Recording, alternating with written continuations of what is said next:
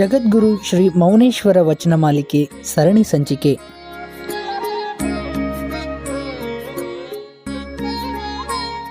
ಮಾರಿ ಮಕ್ಕ ಮಾರಿ 108 ದುರ್ಗಿಗಳು ಮಾರಹರನ ಕೃಪೆ ಹಿಡಿದು ದುಷ್ಕರ್ಮ ಸಂಹಾರ ಮಾಡುತ್ತಾ ಬರುವರು ಬಸವಣ್ಣ.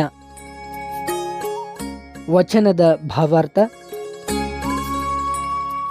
ಈ ವಚನವು ಪ್ರಸ್ತುತ ದಿನಮಾನಗಳಿಗೆ ಅನ್ವಯವಾಗುವಂತಿದೆ.